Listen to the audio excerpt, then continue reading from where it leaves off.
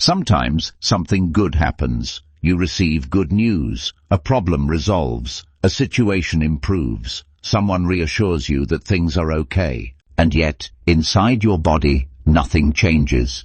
Your mind may understand the words. Your logic may agree with the facts. But your nervous system does not relax. There is no sense of relief, no settling, no feeling of safety. Instead, there may be tension, skepticism, a subtle tightening in the chest or stomach, a quiet sense of, "I'll believe it when I see it." This experience is deeply confusing for many people, and today we are going to understand exactly what that is, why reassurance doesn't land, why relief feels temporary or absent altogether. It is easy to assume that something is wrong with you, that you are negative, that you are pessimistic, that you cannot be satisfied. But the truth is much simpler and much kinder. Your nervous system does not reject good news because you are broken. This video is not about positive thinking. It is not about forcing optimism. And it is not about convincing yourself that everything is fine. This is about understanding why your body does not trust good news and what actually allows that trust to return. The nervous system does not operate on information. It operates on experience.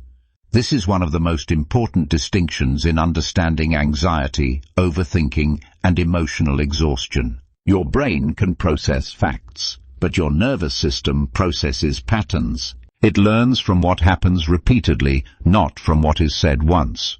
If reassurance reliably led to safety in the past, your nervous system would trust it today.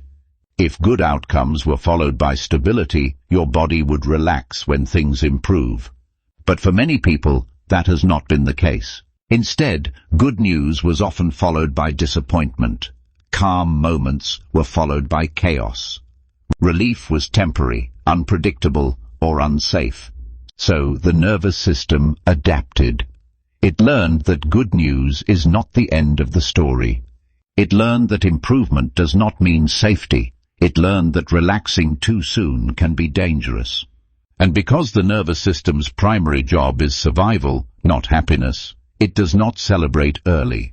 It stays alert. This is why reassurance often backfires. When someone says, "Everything will be okay," your nervous system does not hear comfort. It hears uncertainty. Because in the past, "everything will be okay" may have been followed by something that wasn't. When someone says, "You don't need to worry," your nervous system hears, "Lower your guard." And if lowering your guard has previously led to harm, disappointment, or overwhelm, your system will refuse. Not consciously, not intentionally, but automatically. This is not stubbornness. It is memory. A memory stored in the body, not the mind. The nervous system is conservative by design. From an evolutionary perspective, this makes perfect sense. Our ancestors survived not by trusting hope, but by preparing for threat. Those who relaxed too easily did not last long. Those who stayed alert lived long enough to pass on their genes. So the nervous system evolved to ask one primary question: is this pattern truly safe, or just temporarily quiet? Good news answers the mind's questions, but it does not automatically answer the body's. Because the body needs consistency, not promises.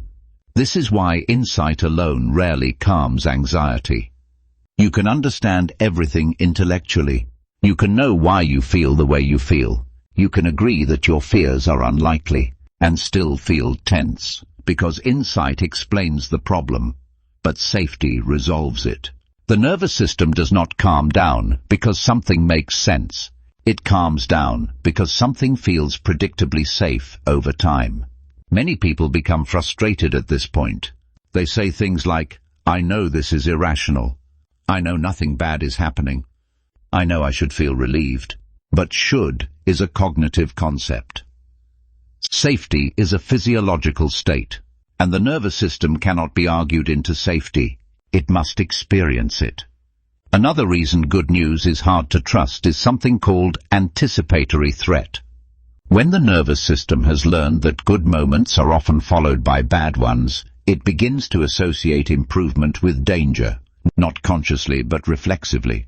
Good news becomes a signal, not of safety, but of vulnerability. The system thinks, if things are good now, something bad could happen next. If I relax, I might be caught off guard. If I let my guard down, I might regret it. So instead of relief, the body prepares. This is why some people feel more anxious after good news. Not because they are ungrateful, but because their system has learned to stay ready. There is also a deeper layer here. For many people, safety itself feels unfamiliar. They grew up in environments where calm was temporary, where emotional stability was inconsistent, where peace was followed by unpredictability. In such systems, the nervous system learns to live in vigilance, and vigilance becomes normal. So when good news arrives, when calm appears, it does not feel safe. It feels unfamiliar, and unfamiliarity is interpreted as risk. This is why the nervous system often trusts bad news more than good news. Bad news fits the pattern. It confirms expectations. It validates vigilance. Good news disrupts the pattern. And disruption, even positive disruption, can feel threatening. Importantly, none of this means you are broken. Not convincing yourself to relax. It learned from experience. It adapted intelligently. It prioritized survival over comfort. The problem is not that it learned this. The problem is that the environment changed, but the system did not yet receive enough evidence. So what actually helps? Not forcing optimism, not repeating affirmations. What helps is predictable safety over time. The nervous system recalibrates slowly. It learns through repetition, not explanation. Each moment where good news is followed by stability matters. Each experience where calm does not turn into chaos matters. Each instance where nothing bad happens after relaxation matters. These moments accumulate, not quickly, not dramatically, but gradually. And eventually, the nervous system updates its expectations. This is why pressure to just trust it is counterproductive. Trust is not a decision for the nervous system. It is an outcome. It emerges when enough evidence has been gathered, and trying to force it only reinforces the sense that something is wrong. Another important point: the nervous system responds more to how something happens than what happens. Good news delivered abruptly, unpredictably, or emotionally charged may not calm the system. But calm, steady experiences of stability do. This is why routines matter. Why consistency matters. Why gentle pacing matters. Safety is not loud. It is repetitive. Many people expect a single breakthrough moment, a realization, a reassurance, a turning point. But the nervous system does not work that way. It learns the way muscles learn, through repeated exposure.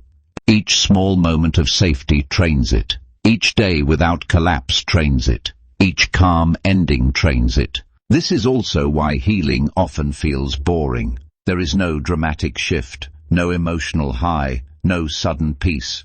Just a gradual softening, a slower reaction, a shorter recovery time, a slightly easier breath. These are signs of recalibration. If your nervous system does not trust good news yet, that does not mean it never will. It means it needs time and consistency to learn something new, and that learning cannot be rushed. One of the most compassionate things you can do is to stop demanding trust from your body. Instead, offer it neutrality. You don't need to believe the good news. You don't need to feel relieved. You don't need to convince yourself. You only need to allow the moment to pass without forcing anything. That, too, is safety. Over time, something shifts. Not because you tried harder, but because nothing bad followed the good. Again, and again, and again. Eventually, the nervous system notices. This is not weakness. This is intelligence. A system that learned carefully will relearn carefully. And that is okay. If you recognize yourself in this experience, know that you are not resistant to hope. You are protective of safety. And that makes sense. Here on this channel we explore mental health from the inside out. Not by fighting symptoms, but by understanding the systems beneath them.